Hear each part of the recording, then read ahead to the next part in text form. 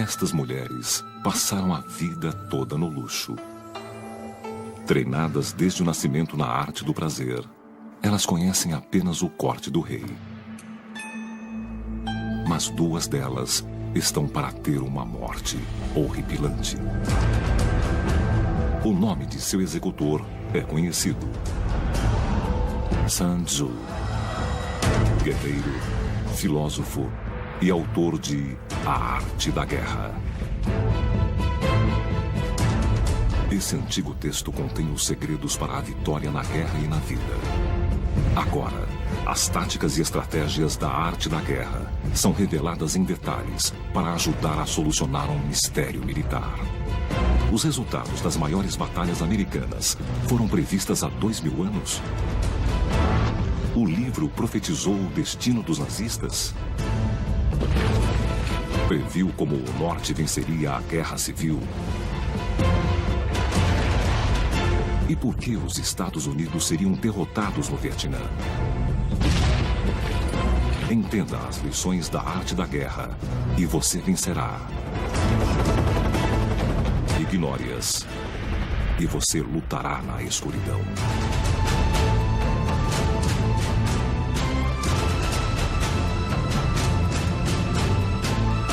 A Arte da Guerra.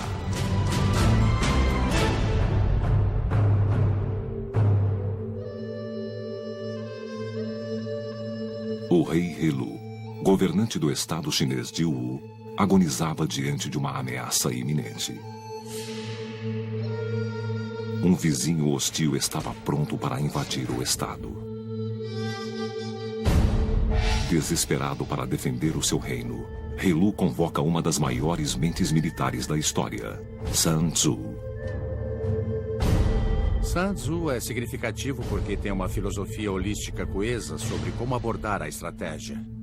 Se você ouvir Sun Tzu, se seguir os princípios dele, você será vitorioso. Se você ignorá-lo, é por sua conta e risco, porque com certeza você vai perder.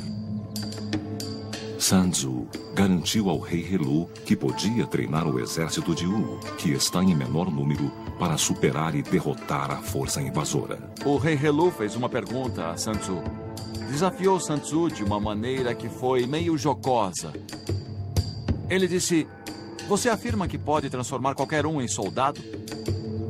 Pode transformar as mulheres do palácio, aquelas concubinas mimadas e moles, numa força militar?" E Sun Tzu respondeu: "É claro que sim." Ele simplesmente mostrou às mulheres quais eram as manobras mais importantes. Escolheu as duas concubinas mais antigas para servir como líderes de pelotão. E as encarregou de supervisionar a disciplina em suas unidades. Mas quando Sun Tzu ordenou que o exercício começasse, as mulheres simplesmente começaram a rir. Então Sun Tzu disse: "Está certo. Talvez a minha instrução não tenha sido clara. Agora vou repetir as minhas instruções usando uma linguagem simples." Ele disse às concubinas que quando os tambores soassem, elas deveriam se reunir como soldados, com lanças e espadas, e ficar em formação. E na segunda vez, o que aconteceu? Elas riram de novo. Sun Tzu disse que se as ordens não eram claras, era culpa do general que os soldados não obedeciam. Mas se as ordens fossem claras e elas haviam sido claras, era culpa dos oficiais subordinados se as ordens não eram obedecidas. Só havia uma maneira de Sun Tzu convencer as concubinas de que realmente falava sério.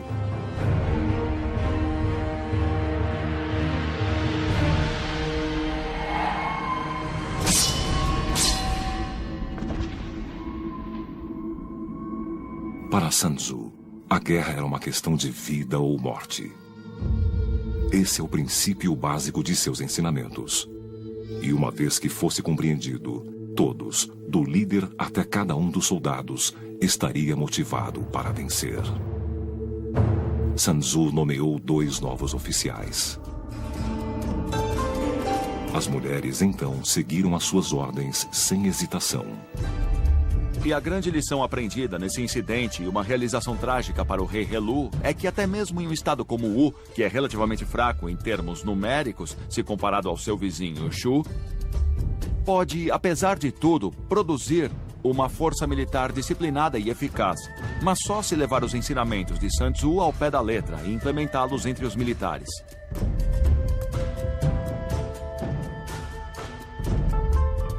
Embora as mulheres jamais fossem para um campo de batalha, Sun Tzu conseguiu o seu intento. O rei Helu indicou Sun Tzu como comandante do exército Wu.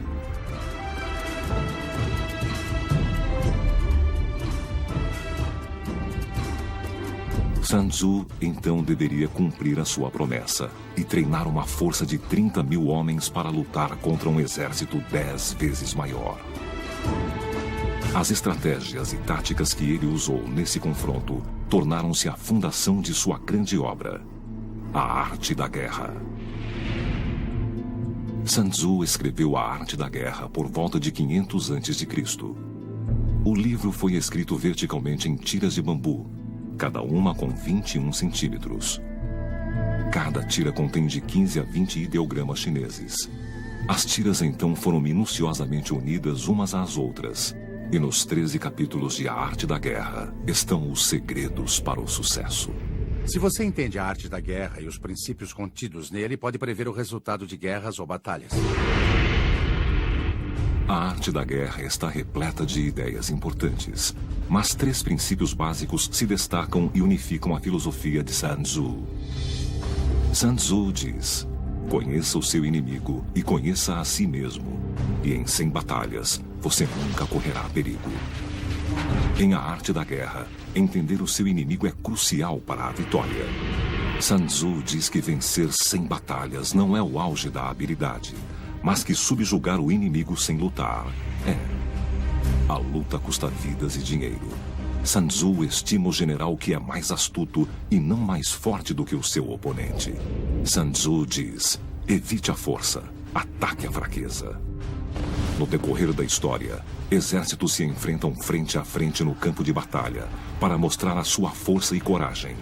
Mas Sun Tzu não liga para a glória, ele só quer vencer. Embora cada um desses princípios seja importante, pense neles como filamentos de uma corda bem forte. Individualmente eles podem ser fortes, mas quando você os junta e usa holisticamente, são impossíveis de arrebentar. Por mais de 1000 anos, os escritos de Sun Tzu ficaram ocultos, disponíveis apenas a imperadores e estudiosos autorizados. Eles foram descobertos no Japão, no século VIII, e desde então, os seus ensinamentos se espalharam pelo mundo. Mais recentemente, a Arte da Guerra deu origem a centenas de livros que aplicam os seus ensinamentos aos esportes, política e negócios. Hoje, o livro faz parte do currículo de muitas escolas de guerra, inclusive o West Point. Mas, como veremos, nem sempre os conselhos de Sun Tzu são seguidos, e isso quase sempre leva ao desastre. Acho que, com o passar do tempo, se os generais tivessem dado ouvidos a Sun Tzu, provavelmente não teria havido muitas das sangrentas guerras de atrição sofridas pela humanidade. Ele era muito centrado na noção de como atinjo o meu objetivo com a menor quantidade de recursos e com a menor quantidade de destruição. Os princípios de Sun Tzu estavam para ser testados. Sun Tzu treinou o exército de Wu para se defender do poderoso estado de Shu, a oeste. No início dessa guerra entre Wu e Shu, quando Sun Tzu recebeu o comando de um exército de Wu, parecia que Shu tinha todas as vantagens. O exército de Sun Tzu tinha apenas cerca de 33.000 homens, enquanto as tropas de Shu tinham centenas de milhares de homens. E liderando os 300.000 guerreiros de Shu estava Nang Hua, um primeiro-ministro corrupto e com fome de poder.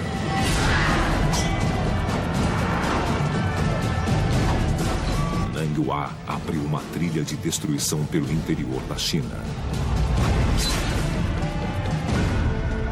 Em franca desvantagem, de 10 para 1, Sun Tzu poderia preparar as suas defesas e esperar pelo ataque de Shu. Mas sendo Sun Tzu, ele fez o inesperado. ele invadiu Shu. Sun Tzu não realizou um ataque direto e frontal ao exército de Nang Hua, mas escolheu alvos mais frágeis, como postos avançados remotos e travessias de fronteira.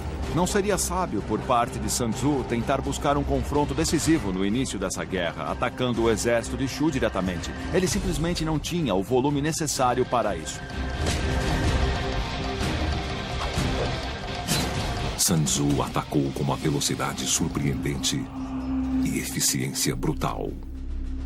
Nang Hua imediatamente lançou contra-ofensivas. Mas quando os reforços chegaram, os soldados de Sun Tzu já haviam partido e estavam atacando outro local. Ao obrigar Shu a manter as suas forças em movimento constante pela fronteira, ele frustrou os líderes inimigos e, ao mesmo tempo, ganhou um entendimento muito melhor da maneira como os exércitos de Shu lutavam. Após cada batalha e escaramuça, Sun Tzu ganhava um entendimento melhor de seu inimigo. Em A Arte da Guerra, Sun Tzu diminui a importância do ataque direto e põe ênfase nas manobras, na surpresa e no engodo. Toda guerra deve ser baseada no intelecto. De fato, as maiores batalhas de todos os tempos foram vencidas pelo cérebro e não pela força bruta. Mas isso não impediu que Nang Hua tentasse. Ele acabou deslocando 100.000 soldados para tentar acabar com os ataques. Isso me lembra a diferença entre o xadrez e aquele jogo chinês Go.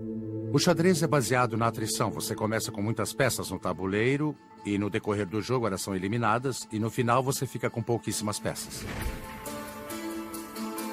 O objetivo do xadrez é forçar o seu oponente a se render, eliminando as peças dele. Cada peça tem o seu valor e só pode se mover de maneira específica. A meta do xadrez é matar o rei. É um contraste com o jogo chinês do Go, que começa com o tabuleiro vazio e você usa o menor número de peças possível para conquistar o máximo de território que puder. E nesse sentido é uma estratégia muito eficiente em termos de recursos. O objetivo do Go não é a destruição das forças do oponente, mas a conquista de espaço. A meta do Go é capturar o máximo de território com a menor quantidade de peças. Usando uma estratégia semelhante àquela do Go, Sun Tzu decidia onde e quando lutava.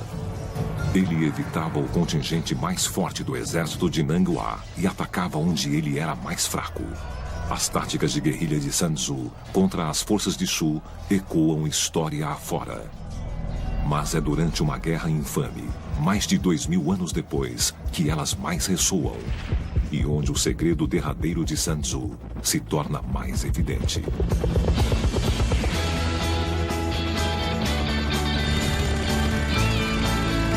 Em meados dos anos 60, a maior superpotência mundial lutava contra os comunistas norte-vietnamitas em um país menor do que o estado de Montana. O general William Westmoreland, um intransigente oficial da ativa na Segunda Guerra Mundial, via o campo de batalha como um tabuleiro de xadrez, onde os exércitos se enfrentam frente a frente. Mas, diferentemente do xadrez, o Vietnã não tinha nenhum objetivo claro para o general atacar. Foi o caso clássico de um general lutando a sua guerra mais recente, no sentido de que as lições que ele havia aprendido lá se aplicavam apenas parcialmente ao Vietnã. Não havia nenhum objetivo fixo a ser tomado, não havia nenhuma unidade fixa para ser destruída. Ninguém entendia isso melhor do que Vo Nguyen Giap, um general norte-vietnamita que via o Vietnã como Sun o veria, como um tabuleiro de Go. Em vez de enfrentar o grande poderio militar norte-americano diretamente, ele usou forças insurgentes, os Vietcongs, para realizar ataques relâmpago por todo o país. Vimos algo muito parecido com os ataques de Sun Tzu a Shu nas táticas e nas operações norte-vietnamitas na Guerra do Vietnã. Giap havia aprendido o princípio de Sun Tzu, que era mais importante ser mais inteligente do que o inimigo e não mais poderoso. E que são táticas e estratégia e não um poder de fogo superior que levou os Estados Unidos a perderem a guerra no Vietnã. derrota que Sun Tzu previu milhares de anos antes. E a maneira como Sun Tzu foi capaz de fazer isso, assim como prever o resultado da invasão da Normandia e o último e angustiante dia de batalha de Gettysburg, está para ser revelado. Sun Tzu diz: na guerra, a superioridade numérica apenas não oferece nenhuma vantagem. Não avance contando apenas com o poderio militar. Eram meados dos anos 60 no Vietnã. O general norte-americano William Westmoreland ordenou bombardeios aéreos intensos. Os Estados Unidos acabariam lançando quase 7 milhões de toneladas de bombas sobre a Indochina durante a guerra, mais do dobro da tonelagem de todas as bombas lançadas pelo país na Segunda Guerra Mundial. Mas os americanos estavam para aprender a segunda lição de Sun Tzu da maneira difícil, que apesar do poderio militar superior e da bravura de seus soldados, os Estados Unidos não conseguiriam vencer aquela guerra. Não dependa de seu poderio militar. Entre 1959 e 1975, os norte-vietnamitas travaram uma guerra desesperada contra o governo sul-vietnamita e os aliados americanos. E embora tivessem inferioridade bélica, quando você analisa como a guerra foi travada e vê através dos olhos de Sun Tzu, fica evidente como eles prevaleceram.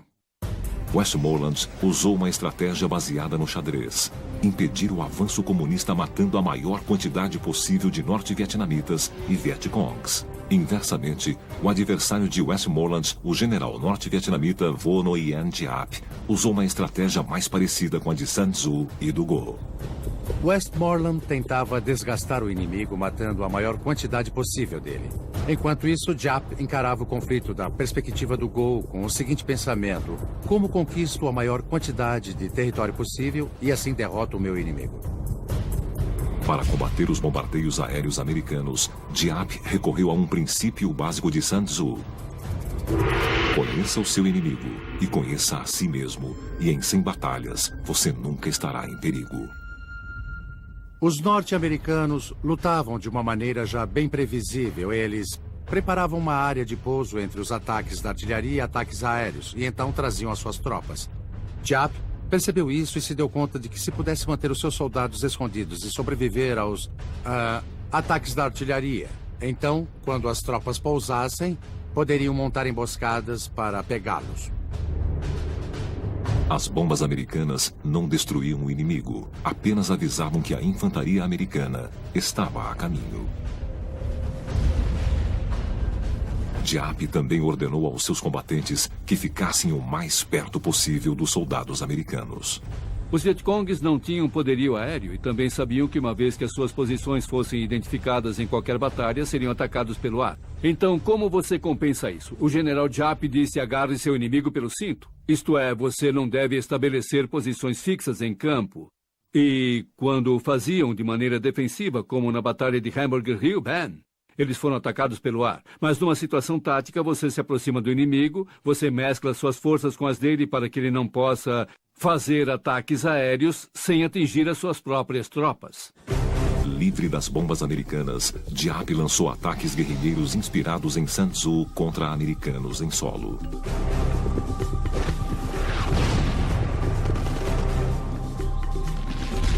Com emboscadas, armadilhas montadas com granadas de mão e atiradores de precisão.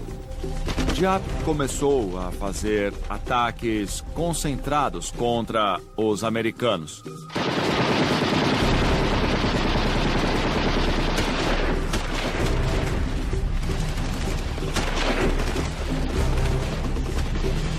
E Sun Tzu gosta dessa ideia, porque ao forçar o inimigo a se movimentar, a reagir a você, ele revela suas forças e fraquezas. E quanto mais você sabe sobre as forças e fraquezas dele, mais pode evitar as forças e atacar e explorar as fraquezas. E a maior fraqueza dos Estados Unidos nessa guerra não era no campo de batalha. Mas nossa fraqueza não era no Vietnã. Nós nunca perdemos nada no Vietnã. Não perdemos nenhuma batalha no Vietnã. Mas perdemos na determinação do povo norte-americano em continuar com a guerra. Giap percebeu isso desde o início e sabemos que ele não tentou nos derrotar no Vietnã. Ele tentou nos derrotar nos Estados Unidos. Giap sabia que se pudesse fazer o povo norte-americano se voltar contra a guerra, poderia derrotar o poderio militar norte-americano. No início da guerra, cerca de 80% dos americanos apoiavam a ação militar no Vietnã. Entre 1965 e 1967, o presidente Johnson aumentou o contingente americano dramaticamente, de 190 mil para quase 500 mil. Mas mais soldados era sinônimo de mais fatalidades. Entre 1959 e 1965, os americanos haviam perdido 2.000 homens em batalha. Mas em 1966, o número saltou para 6.000 e então em 1967 saltou para 11.000. E isso foi porque Westmoreland estava agindo com base numa estratégia de atrição. Ele queria levar a batalha até os norte-vietnamitas e tentar matar a maior quantidade possível de soldados deles. E é claro que isso levou a mais fatalidades entre os americanos. Ignorando o aumento na mortalidade e o potencial revés político, Westmoreland insistiu na estratégia do xadrez. Não se vence guerras vencendo batalhas. Esse é um conceito muito arcaico. Os romanos aprenderam isso. Eles lutaram por 40 anos na Espanha, lutaram por 30 anos na Inglaterra e ainda assim não conseguiram subjugar os insurgentes. As batalhas, guerras e operações militares não são nada mais do que meios para um fim. Meios para a realização de metas estratégicas, certo? E a propósito, essas metas frequentemente são políticas. O que acontece com os militares é, como costumávamos dizer no exército, entrou na chuva é para se molhar. Os militares têm um truque que é a guerra, e o que acontece conosco agora, na atualidade? A guerra e as batalhas se tornam um fim por si só, sem levar em consideração se levam ou não à meta estratégica derradeira, que é acabar com a motivação do inimigo. Mas não importava o quanto o campo de batalha ficasse sangrento, a motivação dos vietnamitas nunca se acabava. Certa vez, Giap afirmou que estava disposto a perder 10 homens para cada americano. Muitos soldados norte-vietnamitas tinham uma tatuagem que dizia "Nascido no norte para morrer no sul". E Giap sabia que essa diferença o levaria a derrotar os americanos, que então tinham mais de 500 mil de soldados no Vietnã, muitos dos quais não queriam estar lá. Acredite, todos os recrutas só queriam dar o fora de lá. Todos chegavam lá com um dia de retorno, que era a data de expectativa de retorno para casa, ao país. Então, eles já chegavam lá pensando nisso, na data fixa que deveriam voltar para casa. E era muito duro treiná-los para o tipo de coisas que as forças de operações especiais têm de fazer para lutar contra insurgentes. Então, se juntar tudo isso, verá que foi um fracasso de pensamento estratégico, uma falha em apreciar o contexto cultural no qual as coisas ocorriam e, inevitavelmente, chegar à conclusão de que eles não conseguiram criar táticas eficazes. Para combater a insurgência guerrilheira de Giap, Westmoreland lançou missões de busca e destruição por todo o sul do Vietnã. Ele acreditava que estava conseguindo eliminar os insurgentes Vietcongues de Giap. Contudo, um relatório do Pentágono, divulgado após a guerra, mostra o quanto ele estava errado. O que descobriram em mais de 80% dos casos em que as tropas americanas lutaram contra as tropas Vietcongues foi o fato de que era o inimigo que escolhia a hora e o lugar das emboscadas. Que realmente não estávamos buscando e destruindo nada. E que realmente, se o inimigo não queria lutar, ele só nos deixava tropeçando no mato. Mas quando ele queria lutar, escolhia a hora e o lugar. As táticas de guerrilha de Giap estavam funcionando. Mas, de repente, a sua estratégia, inspirada em Sun Tzu, foi contrariada por seus oficiais comandantes. Eles ordenaram que Giap planejasse uma ofensiva direta, em grande escala, contra as forças norte-americanas. Giap sabia que isso era suicídio, então ele alterou o plano. Voltando aos princípios de Sun Tzu, ele decidiu coordenar um ataque simultâneo em várias frentes, em centenas de locais diferentes pelo sul do Vietnã. A data do ataque: 31 de janeiro de 1968, o feriado do novo ano lunar vietnamita, chamado Tet. Giap tinha menos de 9 meses para planejar a sua ofensiva Tet, uma estratégia inspirada em Sun Tzu que seria um ponto de virada na guerra.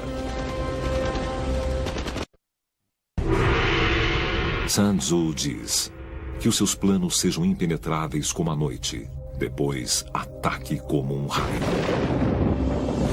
Durante a Guerra do Vietnã, o general norte-vietnamita Vo Nguyen Giap preparava sua ofensiva Tet em segredo absoluto. E assim como o mestre Sun Tzu, Giap depositou a sua fé em seus espiões. Sun Tzu dava muita importância aos espiões e, de fato, devotou todo um capítulo a diferentes tipos de espiões e como eles poderiam ser usados. Sun Tzu teria ficado impressionado com a rede de espiões do general Giap no Vietnã do Sul. Giap entendia que conhecer bem o inimigo valia 10 divisões, e então o que aconteceu foi que ele literalmente havia criado uma rede de espiões sem par. Cada barman, cada motorista de táxi, cada dançarina de boate, qualquer um que lidasse com americanos, era uma fonte de informação em potencial para os Vietcongs. O supervisor do ponto de táxi que ficava em frente ao quartel-general americano em Saigon supostamente era o chefe do serviço de informações Vietcong. A ideia era essa, simplesmente ouvindo o que os americanos estavam dizendo, que os soldados contavam às garotas, às prostitutas, aos traficantes de drogas, a compilação dessas informações permitia a eles prever o movimento das unidades americanas. E, como resultado, como o estudo posterior mostrou, nós não surpreendemos ninguém. Eles sabiam praticamente todo o tempo onde atacaríamos. Com informações minuto a minuto sobre o inimigo, Giap deu continuidade aos seus planos para a ofensiva Tet. O elemento surpresa era essencial, mas seria inútil se os seus homens não estivessem bem armados. O desafio seguinte de Giap era descobrir como trazer e esconder milhares de armas pelo Vietnã do Sul. A solução viria de Sun Tzu, engodo e segredo. Então, Giap foi para o subterrâneo. E descobrimos um enorme complexo de túneis que percorriam quilômetros e com 3 ou 4 níveis de profundidade. Havia hospitais de campo lá embaixo e depósitos de suprimentos. Era onde os Vietcongs e os norte-vietnamitas iam para descansar e se recuperar. E havia bebidas e garotas lá embaixo. E alguns túneis passavam diretamente sob acampamentos norte-americanos. O mais complexo desses túneis fica ao norte de Saigon, em Cu Chi. Estendendo-se desde a fronteira do Camboja, são mais de 120 quilômetros de passagens interligadas. Construídos pelos vietnamitas nas décadas de 40 e 50, os túneis foram originalmente escavados à mão na argila dura, usando ferramentas agrícolas. Na década seguinte, os túneis foram expandidos e fortificados com zigue-zagues e quedas repentinas para resistir aos ataques americanos. Os Vietcongs adicionaram entradas secretas, sistemas de ventilação camuflados e portas com explosivos. E como é que você consegue lutar em túneis? Você usa aquilo que chamávamos de ratos de túneis, que eram parecidos com garotos irlandeses, que eram pequenos, tinham entre 1,64 m e 1,67 m, e magros, mas corajosos como o diabo. Quero dizer, descer até aqueles túneis armados apenas com uma 45 e uma lanterna é como combate mano a mano, e nunca sabiam o que encontrariam lá embaixo. Com a aproximação da data da ofensiva Tet, Giap pôs milhares de soldados Vietcongs nos túneis. Faltando apenas 2 meses para a ofensiva, Giap realizou aquele que talvez tenha sido o maior truque de todos. O Vietnã anunciou que honraria o tradicional cessar-fogo do Tet. Parte da ofensiva dele era concordar com o cessar-fogo durante o Tet. Isso realmente fez os americanos e sul-vietnamitas pensarem que podiam baixar a guarda e mandar os soldados para casa, pois não haveria conflito durante o feriado. E faltando pouco mais de uma semana para o Tet, Giap lançou um ataque surpresa na base norte-americana em Khe Sanh. Os fuzileiros norte-americanos rechaçaram hordas de soldados norte-vietnamitas que tentaram tomar a instalação militar. Os Estados Unidos estavam determinados a não perder Khe Sanh. Lyndon Johnson mandou construir um modelo em escala do campo de batalha para que pudesse monitorá-lo diariamente, e ele foi até além e obrigou os chefes do Estado-Maior a assinar um documento que dizia: os americanos não vão perder em Khe Sanh. Mas Quessan não era o objetivo de Diap. Era uma armação para tirar a atenção dos americanos das cidades antes do Tet. Sun Tzu aplaudiria essa manobra de Diap. Sun Tzu diz: em batalha, use um ataque direto para combater e um ataque indireto para vencer. Segundo a arte da guerra, você sempre deve tentar enganar o seu inimigo. Escolha o lugar que você quer atacar e então ataque outro lugar para desviar a atenção dele. E enquanto ele está distraído, capture o seu objetivo real. Diap havia feito o que podia para se preparar para a ofensiva Tet. Ele usou espiões, segredo e engodo. Era hora de atacar. 31 de janeiro de 1968. Fogos de artifício estouraram. Era o ano lunar do Tet. De repente, a comemoração se tornou mortífera. Mais de 80 mil soldados vietcongues lançaram ataques individuais e simultâneos em mais de 100 cidades, vilarejos e bases norte-americanas em todo o Vietnã do Sul. A ofensiva Tet havia começado. Os americanos e os sul-vietnamitas ficaram em estado de choque, paralisados. Eles achavam que o inimigo estava nas últimas pernas. E, contudo, chegavam relatos de todo lugar, de cada cidade, cada vilarejo, cada base, informando que estavam sendo atacados. Os comandantes norte-americanos viram o mapa do Vietnã do Sul se acender como uma máquina de fliperama. Nós não podíamos acreditar que eles haviam conseguido deslocar tantos soldados para tão perto das cidades, e eles planejaram isso com paciência, levaram meses para posicionar suas armas e tropas lá e dar cobertura a elas. Foi um incrível feito logístico. Os informantes de Diap conduziram as tropas vietcongues e norte-vietnamitas pelas ruas até alvos estratégicos. Um grupo capturou a estação da Rádio Nacional, enquanto o outro fazia um buraco na parede da embaixada americana e avançava pelo prédio. Parecia que a ofensiva Tet seria bem sucedida, mas o norte ignorou um princípio muito importante de Sun Tzu, e isso lhes custaria caro. Sun Tzu diz: para uma guerra ser bem-sucedida, existem 5 fatores fundamentais: clima, terreno, comando, doutrina militar e o mais importante, a influência moral. Influência moral significa que um líder deve ter o apoio do povo. Senão, a guerra fracassará. E essa é uma pista importante para solucionar um mistério de 2000 anos. Sun Tzu previu a derrota americana no Vietnã? Durante o progresso da ofensiva Tet em 1968, os vietcongues carregavam listas negras e assassinavam simpatizantes dos sul-vietnamitas à vontade. E um dos massacres mais brutais aconteceu na cidade de Hue. Eles massacraram 5.000 pessoas em Hue. Muitas delas funcionárias do governo, cujo único crime era trabalhar para uma agência governamental. E eles também eliminaram, literalmente exterminaram, centenas de freiras, cujo único crime era ser freiras católicas.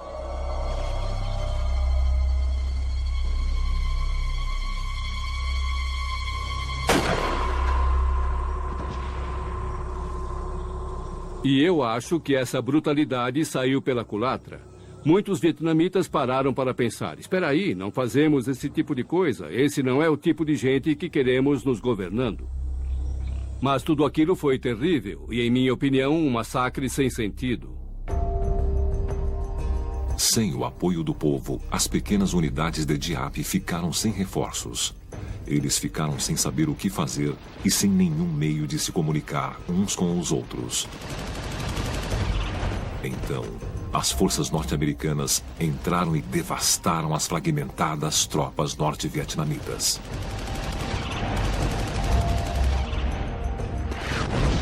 Nos primeiros dias de ataque, houve 10.000 mortes, enquanto as forças norte-americanas sofreram apenas 250 baixas. Para os norte-vietnamitas, o Tet foi um desastre militar. Mas o conceito de influência moral de Sun Tzu vale para os dois lados. Quando os americanos viram as imagens da ofensiva Tet na televisão, o apoio à guerra rapidamente se dissipou. E o efeito que isso teve foi reverter totalmente A opinião das pessoas sobre a guerra, achávamos que estávamos vencendo no Vietnã, mas descobrimos que estávamos perdendo a guerra. E acho que naquele momento tudo nos Estados Unidos mudou. Deve manter o apoio popular. Apesar de perder a batalha, Diap estava a caminho de vencer a guerra, derrotando os Estados Unidos onde mais importava: em casa.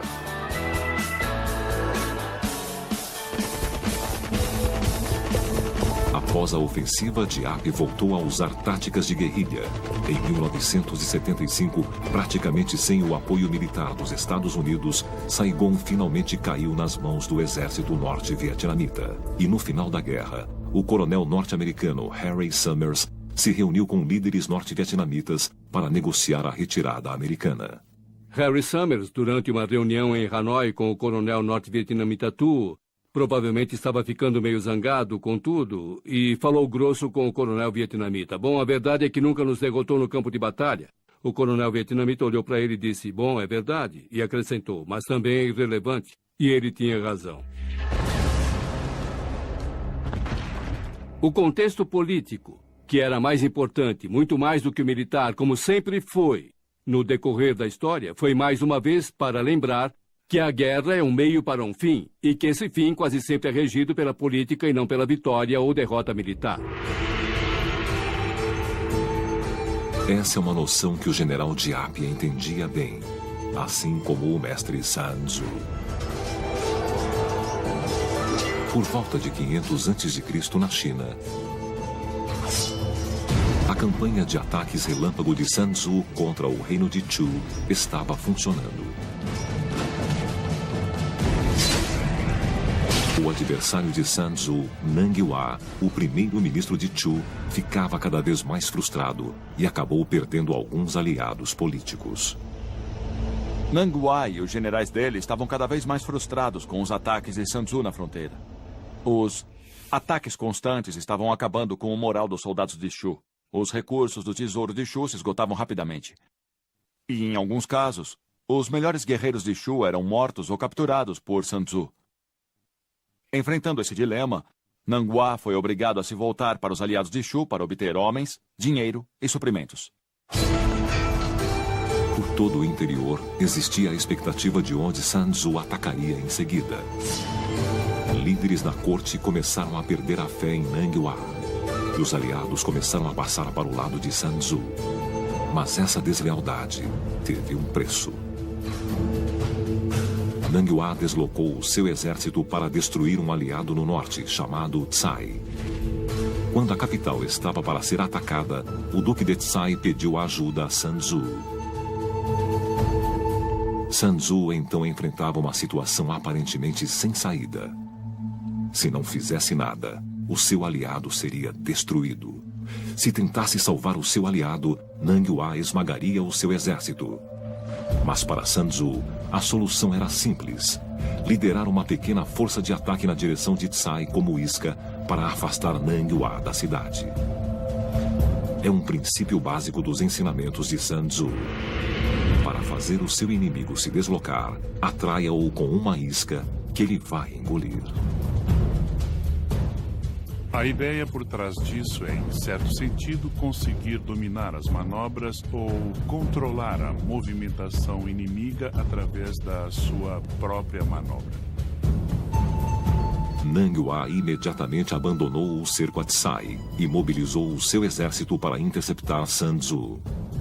Sun Tzu salvou o inimigo sem desembainhar a espada. Mas conseguiria salvar a si mesmo? Embora Sun Tzu tenha sido bem-sucedido em fazer Nang Hua abandonar o cerco a Tsai, aparentemente ele caiu numa armadilha. Estava cercado pelas forças de Nang Hua. Sun Tzu pôs seus homens num local onde não havia possibilidade de recuar. Ele os colocou num campo de morte. Sun Tzu diz: ponha os seus soldados diante da morte certa, onde não existe escapatória. Eles não fugirão nem sentirão medo. Não existe nada que não possam realizar. Sun Tzu havia estudado cada aspecto da guerra, incluindo a psicologia dos homens que enfrentavam a morte iminente. E Sun Tzu diz que quando os homens sabem que estão diante da morte, eles serão transformados. Assim, da noite para o dia em lutadores, que lutarão com tudo somente para vencer. Era exatamente onde Sun Tzu queria os seus soldados, em um campo de morte. Mas outro exército também enfrentou esse problema. Mas o que estava em jogo era o destino do mundo. 6 de junho de 1944. Na Segunda Guerra Mundial, tropas aliadas invadiram a Europa. Eles desembarcaram nas traiçoeiras praias da Normandia, na França.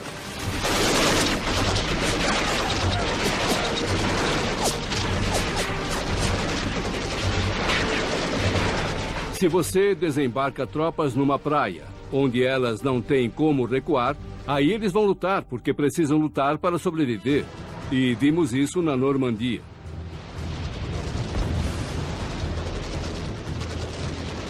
O que aqueles homens passaram foi quase inacreditável. Porque quando você vê aquelas praias e vê o que aqueles homens tiveram que enfrentar, naquele momento você sofre um verdadeiro choque. E fica-se muito orgulhoso de ser americano, pelo menos em minha opinião.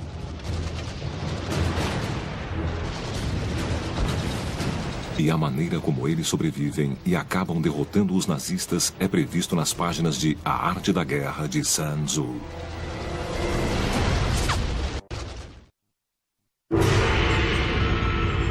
Sun Tzu diz: toda guerra é um engodo. Se você puder enganar o seu inimigo antes da batalha, você tem uma maior probabilidade de vencer. Imagine que eu tenho 10.000 soldados e você tem 1 milhão. Certo? O que eu preciso fazer para enfrentar você? Bom, eu preciso enganá-lo. Certo? Fazer você dividir as suas forças em grupos mais espalhados. O comandante supremo dos aliados, Dwight D. Eisenhower, levou esse princípio ao pé da letra enquanto se preparava para invadir a Europa na Segunda Guerra Mundial. A sua estratégia de invasão na Normandia foi uma das mais ousadas na história e está pronunciada nas páginas de A Arte da Guerra, de Sun Tzu. Em 1944, a Alemanha nazista sabia que os aliados estavam a caminho, mas não sabiam onde ou quando viriam. Está muito claro que em algum momento, para poder vencer a Segunda Guerra, os aliados teriam de invadir o continente. E a preparação para isso na Inglaterra, o único lugar possível, significava que seria em algum lugar na costa francesa. A única questão era onde. Existiam apenas 3 locais possíveis onde os aliados poderiam desembarcar: Pas-de-Calais, a península de Cherbourg ou as praias da Normandia. E o motivo disso era porque os aliados tinham certeza absoluta que só poderiam desembarcar numa praia que pudesse ser protegida pelo poderio aéreo dos caças que poderiam decolar do sul da Inglaterra. O alcance desses caças era de 650 quilômetros, portanto, qualquer local de pouso teria de ser a 320 quilômetros dessas praias. Mas, apesar do suporte aéreo, os aliados sabiam que uma invasão pelas praias da Europa era praticamente impossível.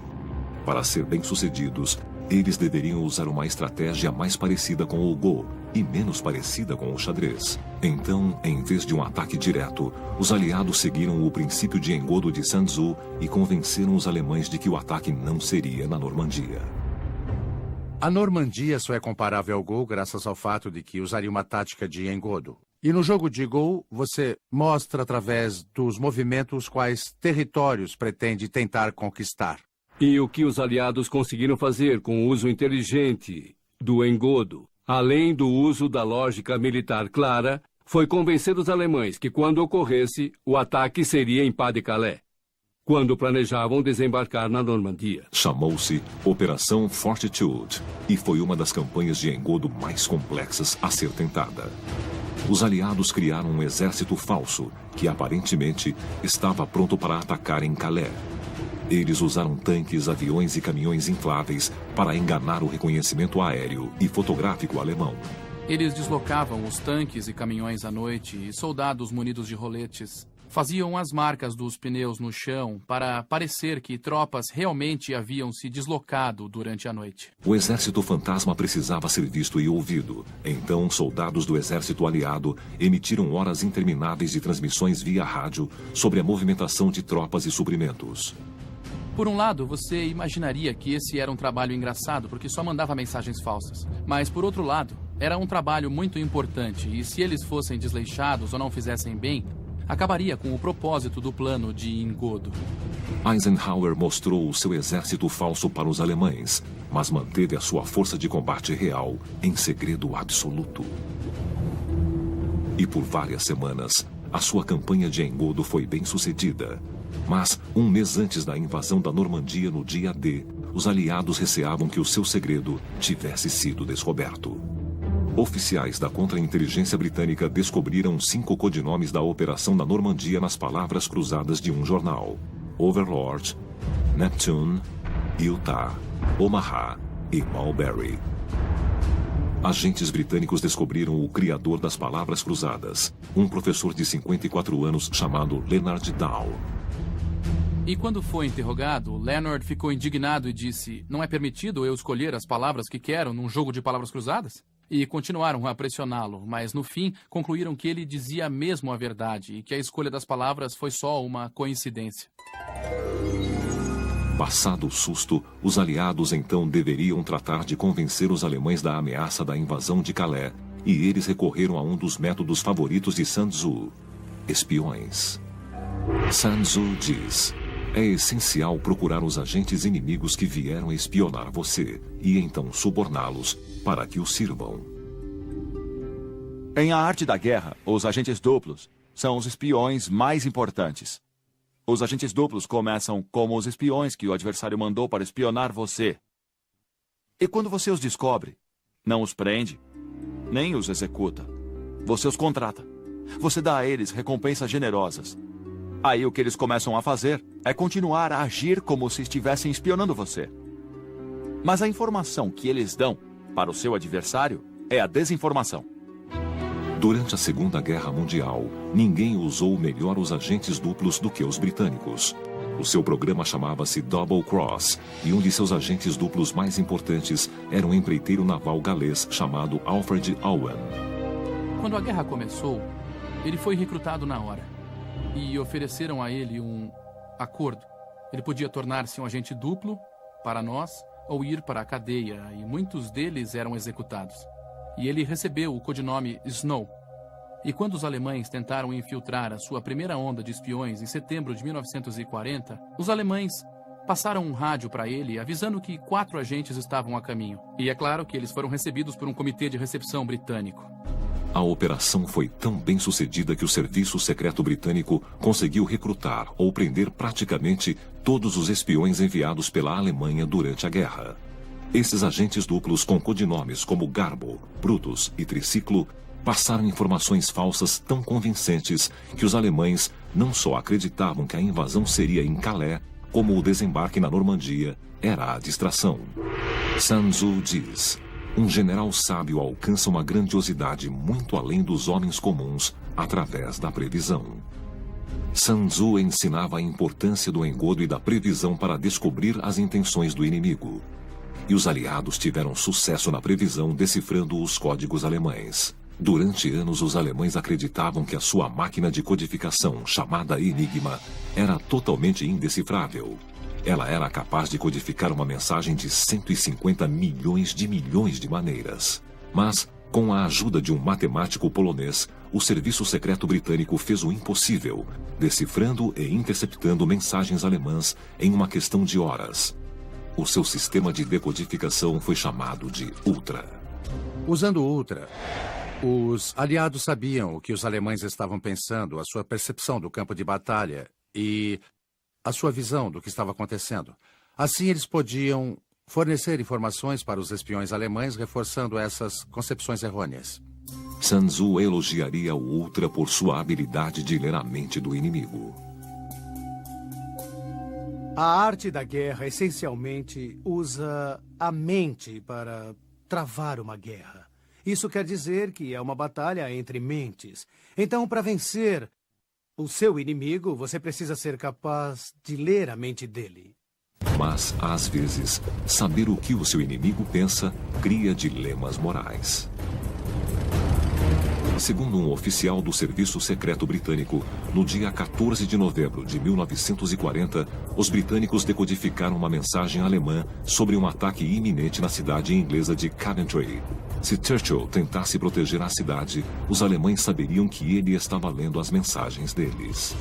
Devia ter sido uma posição muito difícil para ele se encontrar e uma decisão muito difícil para ele tomar. E nesse caso em particular, ele estava de olho na vitória dos aliados a longo prazo. E ele, essencialmente, sacrificou os cidadãos de Coventry que se perderam naquela noite. Coventry foi devastada pelo ar. A destruição foi tão grande que os alemães cunharam uma nova frase, Coventryted, para descrever a destruição total de uma cidade. A história é controversa, pois não há evidências palpáveis para sustentar a afirmação de que Churchill foi avisado sobre o ataque a Coventry. Com a aproximação do dia D, através do Ultra e de sua rede de espiões, os aliados descobriram que os nazistas ainda acreditavam que a invasão viria por Calais. Ainda assim, atacar a Normandia seria difícil, pois os alemães haviam estabelecido defesas ao longo de toda a costa. Sun Tzu elogiaria a preparação dos aliados para o desembarque e a sua maestria no engodo, mas condenaria o que fizeram quando chegaram lá.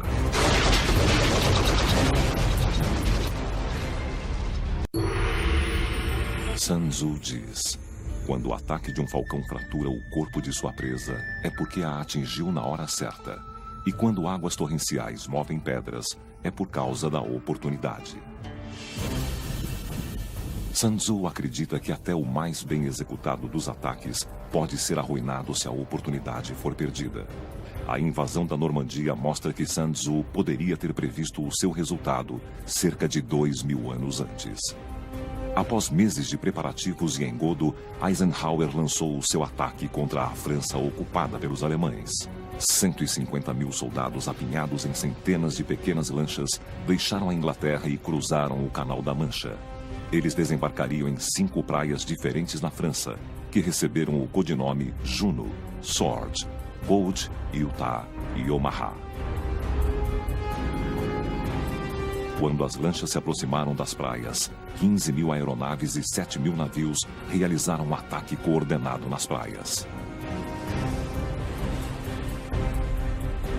Em alguns dos locais de desembarque, os soldados aliados encontraram pouca resistência. Mas em praias como Omaha, foi o inferno na terra.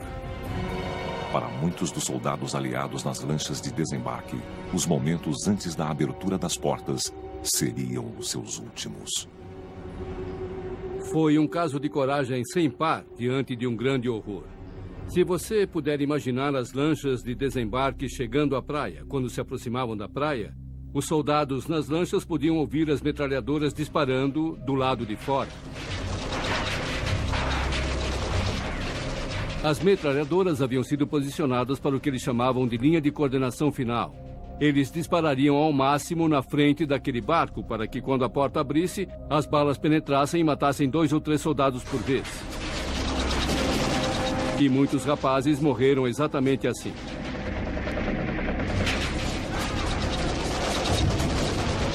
Muitos não conseguiram sequer sair dos barcos.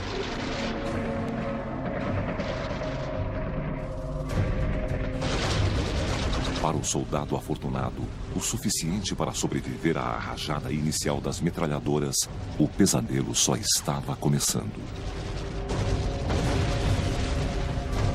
Ele então tinha de atravessar quase 200 metros de terreno repleto de minas, com o peso adicional de equipamentos molhados e pesados. Depois, atravessar mais 100 metros de praias repletas de arame farpado. Era um equivalente a 3 campos de futebol de morte e destruição, enquanto as metralhadoras alemãs dizimavam soldados e amigos.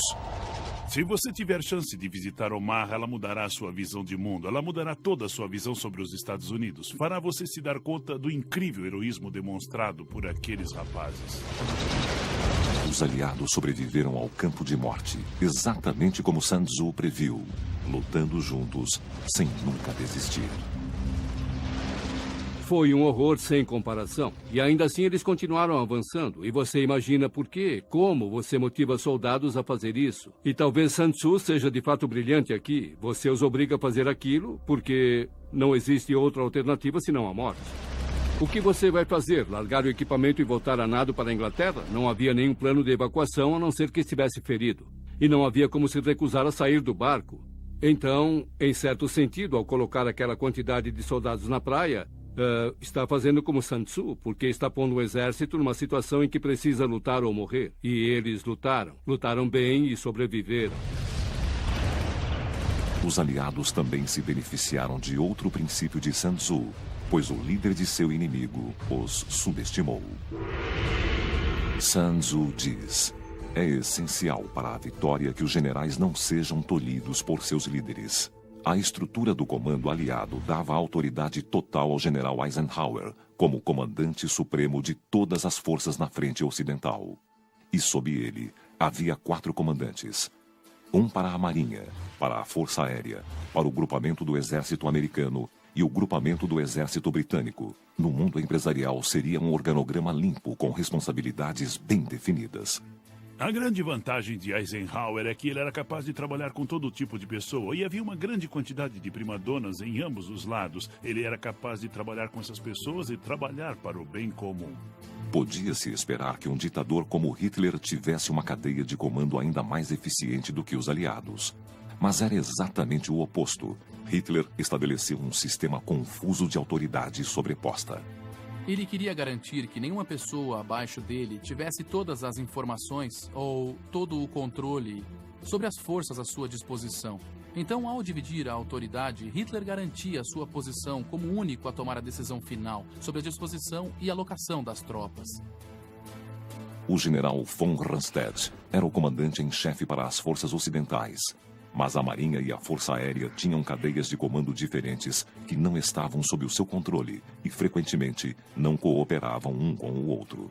A Waffen-SS, um braço militar separado que luta ao lado do exército alemão, se reportava a Himmler, e von Rundstedt tinha apenas controle indireto das divisões mecanizadas. 4 unidades de tanques estavam sob o seu comando, mas os outros 6 estavam divididos entre os grupamentos B e G do exército. Era uma confusão total. O estilo de liderança de Hitler e a estrutura de comando caótica no exército alemão transformam Hitler num adversário ideal para uma campanha do estilo de Sun Tzu. Ele interferia constantemente nas decisões de seus subordinados. Os generais que deveriam estar agindo objetivamente e profissionalmente ao tentar defender a França contra a invasão aliada. Um dos maiores erros de Hitler era a maneira como deslocava as suas preciosas divisões de tanques Panzer. Alguns generais acreditavam que os Panzers deveriam estar próximos à praia para obrigar as tropas invasoras a voltar para o mar.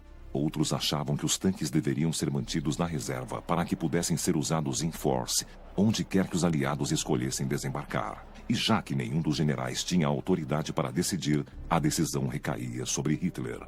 E, sendo Hitler, ele tomou todas as decisões erradas. Pôs uma divisão Panzer na Holanda e outra divisão Panzer na Baía de Biscay, sendo que ambas estavam totalmente fora do alcance de qualquer força invasora, e ele pôs o restante de suas divisões Panzer a alguma distância das praias.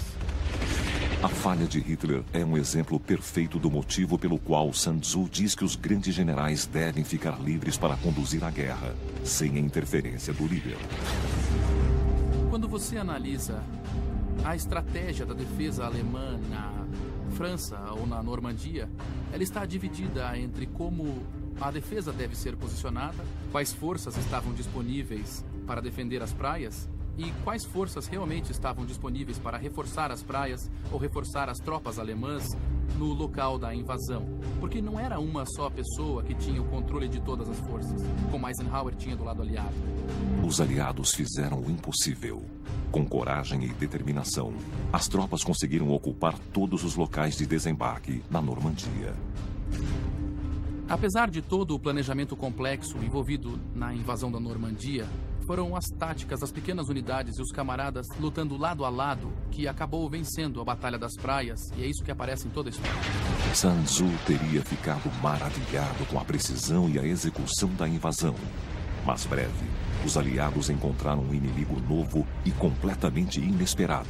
Um labirinto de sebes, ou cercas vivas gigantescas e impenetráveis, naquela que é conhecida como a região de Bocage, na França.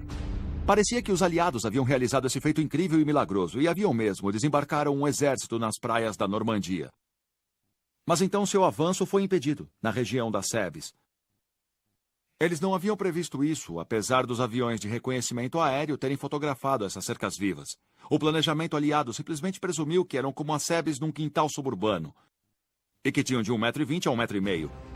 Mas essas sebes antigas, de quase 2.000 anos, têm de 6 a 9 metros de altura e são extremamente densas. Elas não podem ser escaladas, tanques não podem manobrar através delas em segurança, e explosivos denunciaram a posição de uma unidade. A região das sebes na Normandia ameaçava destruir totalmente a oportunidade que os aliados precisavam criar. O exército americano é um exército mecanizado e não se pode deslocar tanques e caminhões rapidamente pelas sebes, que são muito densas. O avanço dos aliados foi totalmente impedido. Passaram-se 40 dias e eles alcançaram apenas os seus objetivos do 5º dia. As fatalidades chegaram a mais de 78.000. A invasão inteira estava ameaçada. Mas a solução para escapar desse labirinto enorme está nas páginas do livro de Sun Tzu, A Arte da Guerra. Sun Tzu diz: faça o seu inimigo se preparar à esquerda dele, e ele estará fraco do lado direito. Na Normandia, França, os aliados estavam sendo bombardeados nas sebes da região de Bocage. Um terreno perfeito para as armadilhas e atiradores de precisão alemães. Os alemães têm uma palavra para o combate próximo em terrenos muito complexos e fechados. Rattenkrieg significa literalmente Guerra dos Ratos.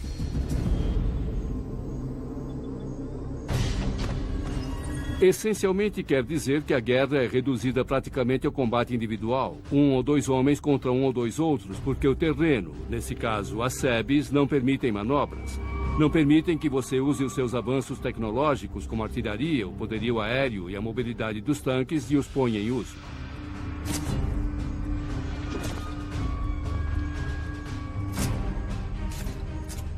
Portanto, a luta nas sebes foi uma luta terrível. Era combate mano a mano. Mas talvez o maior perigo nas sebes fossem os tanques Panzer alemães espreitando no labirinto. Na verdade, os britânicos tinham um panfleto sobre como caçar tanques. Eles enviavam equipes especializadas de indivíduos com bazucas ou Piats, como os exércitos britânicos e canadenses chamavam, para realmente caçar tanques e para inutilizá-los. E o manual, na verdade, o compara a uma caçada a grandes animais, onde você espreita um tigre ou um elefante e tenta apanhá-lo. Finalmente, os aliados criaram uma estratégia inspirada em Sun Tzu para ajudar a livrá-los da carnificina na região de Bocage. O plano era atrair a maior parte das forças alemãs lutando em Bocage para a cidade de Cannes, deixando para trás um grupamento enfraquecido. Primeiramente porque Cannes tinha campos de pouso e eram os mais próximos de Paris. Então os alemães estavam relativamente certos que atacaríamos por Cannes. O plano aliado começou com a Operação Goodwood, um ataque aéreo fulminante contra a cidade de Cannes. Os alemães engoliram a isca e deslocaram as suas divisões Panzer para longe de Bocage, deixando apenas 1,5 divisão para trás, para segurar as forças norte-americanas nas sebes. Os Estados Unidos imediatamente aproveitaram a oportunidade e realizaram um ataque aéreo fulminante sobre o restante das divisões de tanques Panzer alemãs na chamada Operação Naja. Sun Tzu diz que você deve se comportar como a cobra. Por quê? Para que quando você é atacado pela frente, a retaguarda reforça a frente. Você ataca na retaguarda e a frente pode reforçar aquele ponto. E se você é atacado no meio, as 2 laterais podem entrar. Então, para Sun Tzu, na verdade, é o inimigo que está atacando você. E sua resposta precisa ser flexível. Com praticamente todos os tanques alemães destruídos, as forças norte-americanas conseguiram fazer um buraco na linha alemã com artilharia, tanques e infantaria. Finalmente, após semanas de frustração, os aliados conseguiram sair do Bocage. a Operação Goodwood em Cannes e o sucesso da Operação Naja na região do Bocage mudaram a equação estratégica.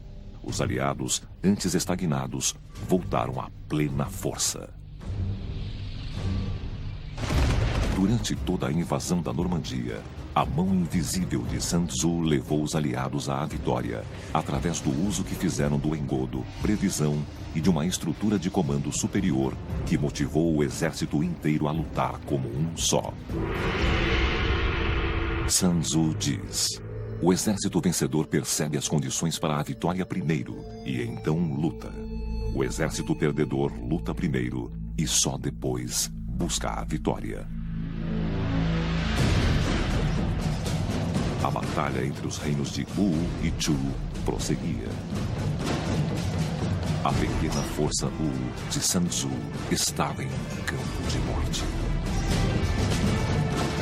Eles estavam cercados pelo exército de Nanghua, o primeiro-ministro de Chu.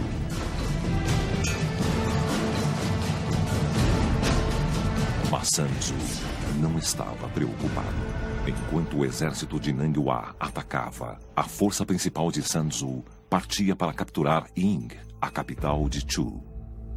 Quando Nanghua se deu conta de que a força principal de Sun Tzu estava decidida a atacar Ying, tinha uma decisão dura a tomar. Obviamente, ele queria matar Sun Tzu, ele queria dizimar a força sob o comando de Sun Tzu. Mas enquanto não achava que a força de Wei, o grosso da força de ataque, era uma ameaça à capital Shu, ele temia que o defensor de Ying, um outro general, receberia o crédito por defender a capital contra as forças de Wu. E como resultado, ele recuou rapidamente para defender Ying.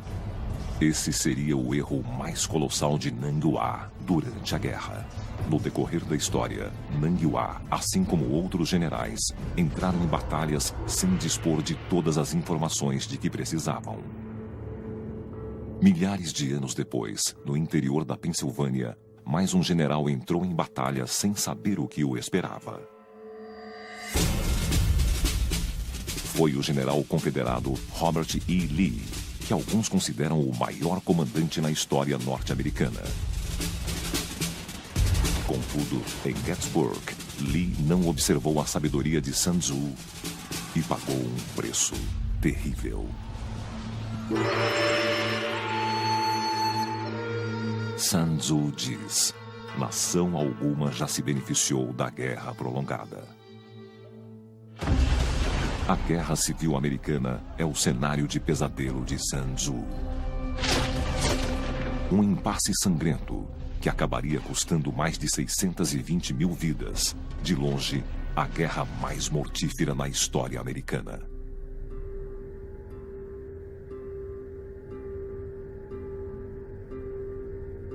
Em 1863, ficou bem claro para os dois lados que aquela não seria a guerra curta que todos imaginavam. Quando, na Batalha de Manassas, as damas e cavalheiros saíram da capital em suas carruagens com cestas de piquenique para observar aquela que eles acreditavam seria a primeira e última batalha da guerra, mas então todos sabiam que a guerra seria longa. A guerra afetou todos os americanos, às vezes de maneira inesperada. A Guerra Civil testemunhou a criação do primeiro hospital psiquiátrico nos Estados Unidos, o St. Elizabeth, na capital Washington, que ainda hoje está em operação. A guerra entre o Norte e o Sul também mudou a maneira como os americanos recebem a sua correspondência. Um agente do Correio de Cleveland ficou tão perturbado ao ver as esposas e filhos ansiosos se enfileirando em sua agência dos Correios que ele instituiu, pela primeira vez, a entrega domiciliar. Contudo, a maioria dos lares recebia apenas notícias de falecimento. Os urubus campeiros perceberam que quando viam um exército, cedo ou tarde haveria carne para comer.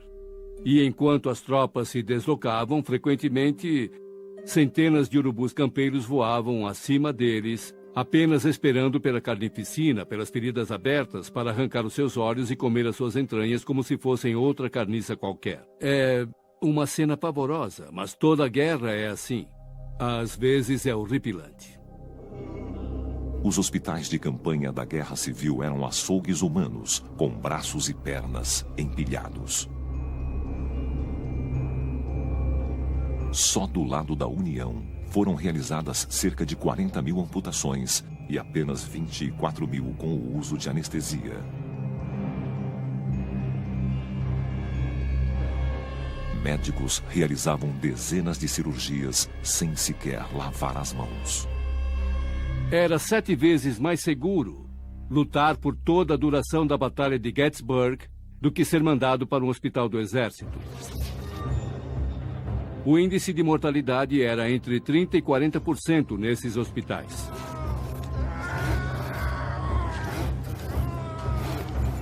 Portanto, amputar um membro era apenas uma parte. Depois havia o problema da gangrena, da supuração e da infecção. Então, a taxa de mortalidade era incrivelmente alta. A Guerra Civil Americana é um exemplo clássico do motivo pelo qual Sun Tzu alerta contra a guerra. Mas outros princípios de A Arte da Guerra provar-se-ão instrumentais na maneira que a guerra termina.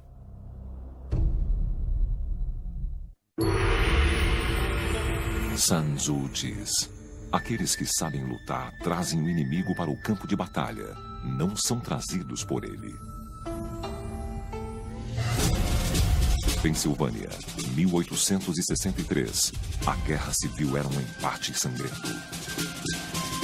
No final de junho daquele ano, o general confederado Robert E. Lee audaciosamente deslocou o seu exército de quase 60 mil homens para o território da União. Embora a maioria das batalhas na Guerra Civil Americana fosse travada no Sul, Lee decidiu que era o momento de invadir o território da União. O plano de Lee era destruir a maior quantidade possível de postos militares em Maryland e na Pensilvânia, enquanto os exércitos da União defendiam Washington, a capital. Um dos alvos principais era Camp Curtin, na periferia de Harrisburg, o maior depósito de suprimentos militares no norte. A estratégia do ataque de Lee no norte não era tanto de cunho militar quanto era político. E ele tentara basicamente derrotar Lincoln politicamente. Ele torcia para que uma derrota arrasadora do norte incentivasse as pessoas a perder a fé na guerra. A ação militar ousada de Lee para obter uma vitória política é mais uma estratégia do Go do que do xadrez. Exatamente o tipo de plano que Sun Tzu teria admirado. Mas à medida que o grosso das forças de Lee avançava pelo norte em Gettysburg, houve uma escaramuça entre duas unidades da cavalaria. Reed, um general confederado, tinha uma divisão em Cashtown e queria se deslocar para Gettysburg para pegar sapatos que havia em uma fábrica lá. Esse foi o único motivo porque ele foi, e ele dessa maneira se deslocou sem nenhum entendimento do que poderia estar diante dele. E no processo deu início à maior guerra que já foi travada no hemisfério ocidental. Lee ficou sabendo da escaramuça e que também uma grande força de ataque da União estava em Gettysburg. Em vez de mandar um grupo de reconhecimento da cavalaria para confirmar o relato, Lee ordenou a mobilização de todo o seu exército. Foi um erro colossal. Lee decidiu abandonar o seu plano original. Ele abriu mão do que chamamos de meta estratégica e cometeu o erro de permitir que ocorrências operacionais ditassem a estratégia. Lee ordenou que todas as suas forças convergissem em Cashtown, um vilarejo pequeno, a apenas 11 quilômetros de Gettysburg. Sun Tzu não gostaria dessa escolha, pois ninguém fora enviado para aliar a situação. Se Robert Lee tivesse lido Sun Tzu, saberia que não deveria avançar baseado no que achava que estava acontecendo e gastar seus recursos tentando descobrir o que realmente estava acontecendo. Sun Tzu diz: desloque-se apenas quando vir uma vantagem e houver algo a ganhar. Lute apenas se a conquista de uma posição for essencial. Cerca de 60 mil soldados confederados começaram a chegar de Cashtown e Carlisle. 3 mil soldados da União se posicionaram no cume McPherson. Eles tentaram segurar o avanço dos soldados inimigos até a ajuda chegar. Mas os reforços estavam muito distantes, a caminho da capital. Então, os soldados da União recuaram para o sudeste em Cume Cemetery, uma cadeia montanhosa disposta na forma de anzol. O Cume Cemetery oferecia uma grande vantagem defensiva. O terreno estava tão a favor da defesa que eu acho que a qualquer segundo, qualquer tenente de West Point teria escolhido aquele local caso tivesse oportunidade. Quando o general Hancock da União chegou, declarou que era a melhor posição natural que ele havia visto. Lee imediatamente viu o perigo na posição da União. Mas, já que as tropas da União ainda estavam chegando, ele acreditava que estavam vulneráveis. Lee então deu a ordem ao general confederado Ewell, que muitos acreditavam não ser realmente uma ordem. E Lee disse a ele: ataque quando você achar praticável. Ele não ordenou que atacasse. Ewell, inexperiente em campo, não sabia o que estava acontecendo e então decidiu não atacar. Ewell decidiu que não era praticável porque os soldados dele estavam cansados e que estavam exaustos e ele queria descansar. Embora alguns critiquem Ewell por não seguir as ordens, nas palavras de Sun Tzu, a culpa foi de Lee. Se nós analisarmos aquela famosa conversa entre o rei Helou de Wu e Sun Tzu, naquele incidente com as concubinas do palácio, vemos que a clareza nas ordens é essencial. Naquele momento, Sun Tzu disse: se as ordens não são claras, a culpa é do general. Em Gettysburg, vemos Lee dando ordens que não eram claras e bastante ambíguas a seus subordinados. Os reforços da União logo chegaram e fortaleceram a posição deles. Lee teria de lutar morro acima. Sun Tzu diz: quando o inimigo ocupa terrenos altos, não o confronte. E se ele atacar morro abaixo, não se oponha a ele. No primeiro dia da Batalha de Gettysburg, ao cair da noite, Lee confabulou com outro general confederado, James Longstreet, um homem que entendeu a situação da perspectiva de Sun Tzu. Longstreet queria que Lee abandonasse a ideia de atacar a União em um terreno alto. Em vez disso, ele queria marchar para o sul, contornando o Cummie Cemetery, e então para o leste, na direção da capital. E isso forçará o exército da União a sair do topo Cemetery e nos atacar onde estamos. E se nos atacarem, nós venceremos. Isso teria sido exatamente o que Sun Tzu teria recomendado. Mas Lee disse não. Ele apontou para o Cummie Cemetery e disse: o inimigo está ali, e eu vou atacá-lo ali. Lee desistiu de sua estratégia Go e reverteu para o xadrez. Longstreet ficou pasmo.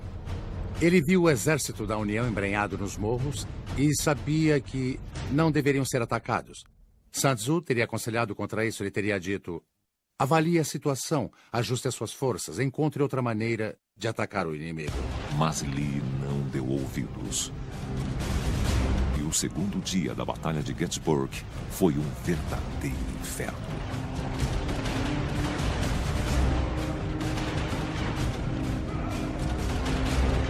Pastagens bucólicas foram transformadas em campos de morte.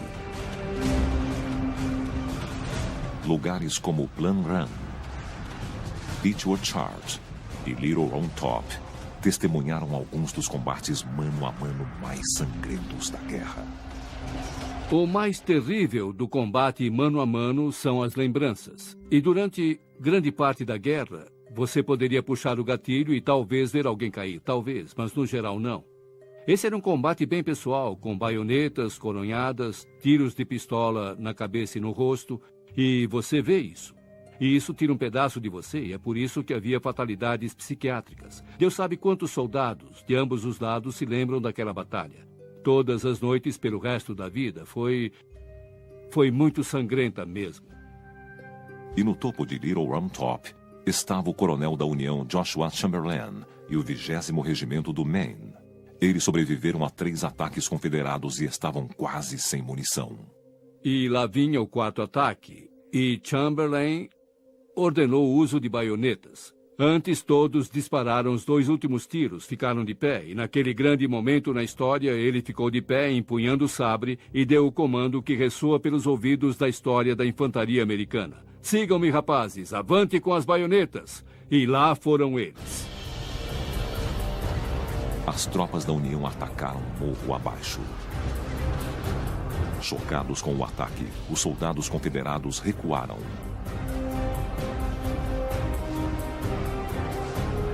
E com Contrariando a sorte, a União defendeu Little Round Top.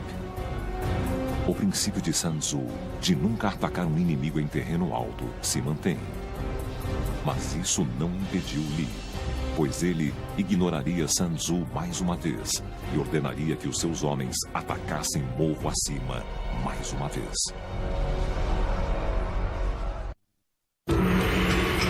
Sun Tzu diz: existem alguns exércitos que não devem ser enfrentados e algumas posses que não devem ser contestadas. O sol nasceu no terceiro dia da Batalha de Gettysburg. Apesar dos milhares de cadáveres espalhados pelos campos, Robert E. Lee, o general confederado, estava para ordenar que seus soldados atacassem morro acima mais uma vez. Uma das coisas que você nunca deve fazer numa guerra é nunca apostar numa situação sem saída. Siga o conselho de Sun Tzu. Use um ataque para explorar uma vitória. Nunca use um ataque para se recuperar de uma derrota. E Longstreet entendia isso. O general Longstreet novamente sugeriu a Lee que deveriam dar a volta no Cuney Cemetery e ameaçar Washington, a capital, para extrair a União das terras mais altas. Longstreet entendeu que os confederados estavam numa posição terrível. Estavam em menor número, não tinham o controle do terreno mais alto, haviam sofrido baixas terríveis nos últimos 2 dias de combate e não existia nenhuma chance real de expulsar o exército da União do terreno mais alto. Mas Lee sentia que os homens dele já haviam se sacrificado demais para voltar. Lee deu a ordem para atacar. A carga da infantaria foi liderada pelo major-general George Pickett. E diz a história que Longstreet estava sentado lá e Pickett disse: "Devo atacar, general?" E Longstreet apenas baixou a cabeça e olhou para longe. "General, devo atacar?" E Longstreet novamente olhou para o outro lado. Aí ele disse: "General, eu vou atacar." E mais uma vez Longstreet olhou para o lado. Ele nunca deu a ordem de atacar. Ele sabia que era suicida. No sufocante calor de julho, 12.500 soldados confederados, liderados por Pickett, fizeram uma marcha determinada, atravessando um campo aberto de quase 1,5 km de extensão. Enquanto avançavam agrupados, milhares foram derrubados pela artilharia e pelo fogo de rifles da União. Não havia onde se abrigar. Praticamente não havia distância entre as forças da União e as forças confederadas. E as forças da União foram capazes de apenas permanecer atrás dessas posições reforçadas e disparar nos confederados. E então os confederados não tinham como se defender. Mas, atestando a coragem dos homens de Pickett, eles continuaram avançando até em cima. E havia uma unidade inteira de um batalhão da Carolina do Sul que marchou direto na direção da artilharia de Rhode Island. Ela foi destruída por um disparo de canhão. A unidade inteira morreu na hora. O tiro saiu destroçando soldados, membros, cabeças, olhos. Havia sangue por todos os lados.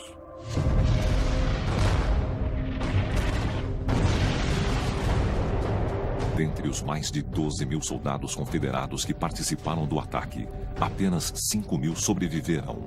A Batalha de Gettysburg terminou. Sun Tzu teria ficado horrorizado com o desperdício trágico do ataque Pickett. Sun Tzu sempre acreditou em usar o intelecto sobre a força e nunca atacar uma força inimiga diretamente se pudesse fazer o contrário. Em Gettysburg, Lee não ajustou a estratégia às situações que encontrou. Ele se recusou a recuar, até mesmo quando a situação era claramente irremediável. E Lee tirou o chapéu, desmontou, caminhou até o campo e disse: "É tudo minha culpa, rapazes. É tudo minha culpa." "Tem toda razão, general. É tudo sua culpa. Ninguém em sã consciência teria ordenado isso. O senhor deveria ter ouvido Sun Tzu."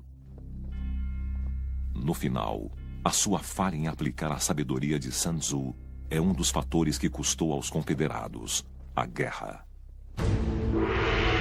Sun Tzu diz: quando as tropas fogem, são insubordinadas, caem ou são derrotadas em batalha, a culpa é do general.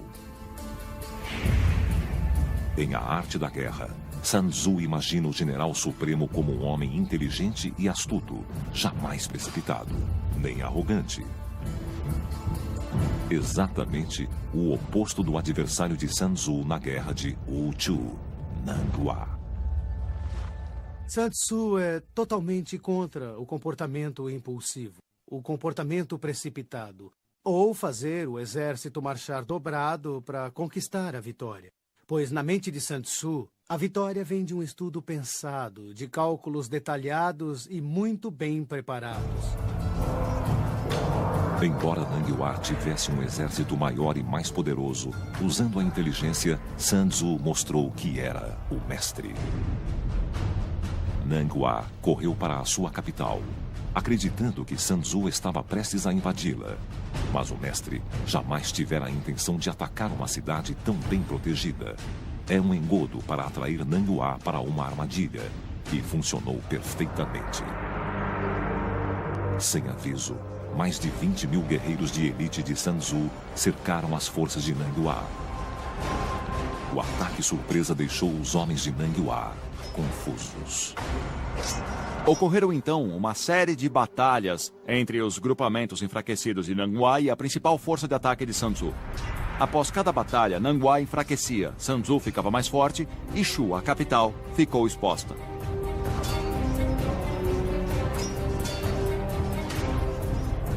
Sun Tzu se juntou à sua força principal e atacou o desorganizado exército Chu.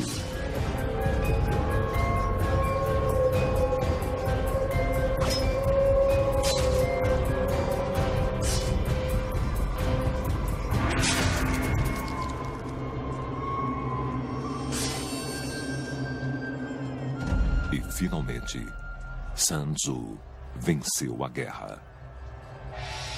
Através da preparação, engodo e ataques indiretos, Sun Tzu conseguiu conquistar uma das maiores vitórias da história.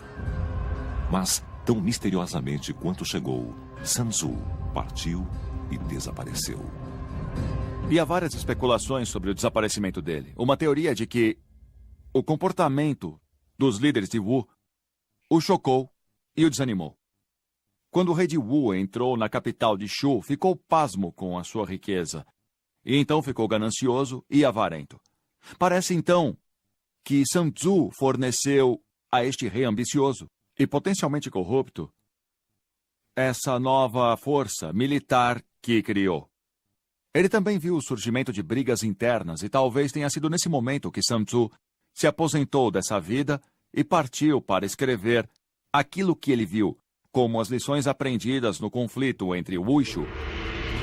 A primeira linha no livro A Arte da Guerra diz: a guerra é uma questão de vital importância para o Estado. É uma questão de vida e morte, sobrevivência ou ruína. Sun Tzu sabia que a guerra poderia levar ao desastre. E que, às vezes, a melhor maneira de vencer é não lutar. Talvez este seja o segredo derradeiro de Sun Tzu. Frequentemente, nações entram em guerra sem se preocupar com o custo que essa guerra terá, não só em dinheiro, mas também em termos de sofrimento humano, não só para eles mesmos, como também para os civis e as crianças do país no qual você está lutando. Esse é o tipo de coisa que encontramos no texto de Sun Tzu, que diz que antes de ir para a guerra é melhor pensar bem e perguntar a si mesmo se os motivos pelos quais você está lutando valem a pena o custo total da guerra ou se existe outra saída. Como Sun Tzu diz, os zangados podem ficar felizes de novo, mas os mortos não podem ser trazidos de volta à vida. Ainda assim, alguns historiadores acreditam que o gênio por trás de A Arte da Guerra, na verdade, não era Sun Tzu, mas sim vários estrategistas. Embora sua existência ainda seja discutida, o seu legado não. Hoje, a arte da guerra é lida por generais, diretores de empresas e técnicos de esportes profissionais. E embora ofereça um vislumbre das batalhas do passado, pode nos preparar para as guerras do futuro. Sun Tzu é muito relevante para nós hoje, porque as regras que ele estabeleceu em 400 a.C. são as mesmas regras que aplicamos nas guerras hoje, ou deveríamos aplicar. As recomendações para a guerra indireta que aprendemos com o legado Sun Tzu são o segredo para as guerras de hoje, porque hoje não há como lutar as guerras diretas pesadas e convencionais, porque nenhum exército vai nos atacar de maneira convencional. Nós teremos de usar os métodos indiretos para lidar com o inimigo que Sun Tzu recomendou. E quanto mais rápido aprendermos, maior a chance de sucesso nas guerras futuras. Sun Tzu pode nos ensinar não só como conhecer a nós mesmos, conhecer nossas forças, nossas fraquezas e o que somos capazes de fazer no campo de batalha. Mas também nos lembra constantemente de que é tão ou mais importante cultivar uma compreensão profunda e fundamental dos nossos adversários, para melhor atingirmos as nossas metas. E é por isso que o livro é um legado eterno. No decorrer da história, os princípios de Sun Tzu guiaram os resultados da guerra. Devemos, então, acatar a sua sabedoria ou lutar na escuridão.